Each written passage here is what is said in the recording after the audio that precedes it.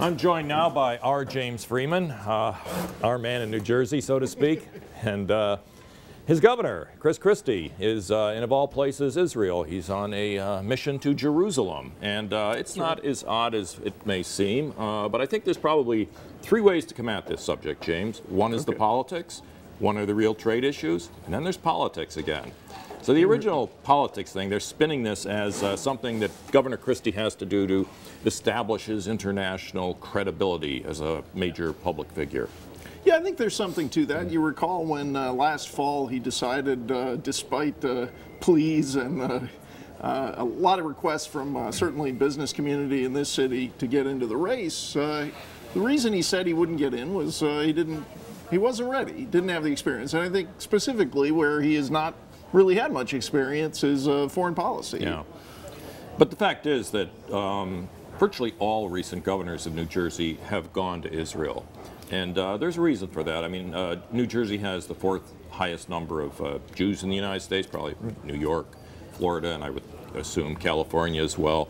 So there's a reason for Christie to go over there. It's not merely because of the Jewish population, but there is a kind of natural fit between the New Jersey economy, if it ever gets going, and Israel, which has a very vibrant economy. Yeah, that's right. This is traditional for New York and New Jersey governors, and you mentioned one aspect of it, very large Jewish population in New Jersey, but also there is a lot of trade between New Jersey and Israel.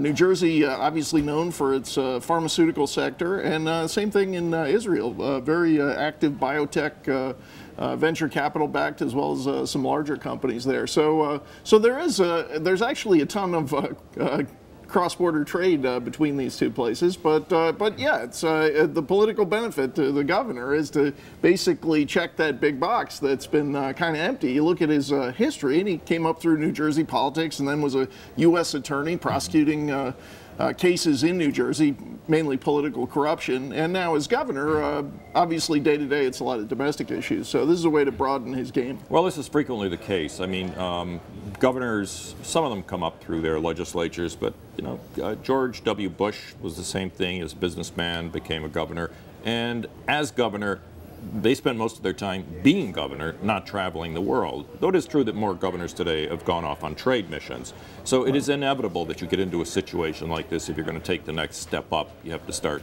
punching that card. Yeah, and I think if you look at Chris Christie, I mean, where he's most effective, it's where he really knows his brief, and you see that when he had these clashes with unions in New Jersey, the effectiveness, a lot of it hinges on the fact that he has studied, obviously, very deeply the finances of state government. And so I think as he thinks, you know, probably not the vice presidential pick this year, but you never know, as he thinks about being an outside shot there, or maybe running himself in 2016, he really does need to fill out this area of his expertise. So. Yeah. Well, I said we would get back to politics, and our colleague, Dorothy Rabinowitz, would kick me if I didn't ask you this, which is that, as you know, Governor Christie has been outspoken at times on the subject of Muslims and Islam, most recently with the New York Police Department's surveillance of some Muslim groups, including in Newark, New Jersey. Right. And the governor went off on that big time.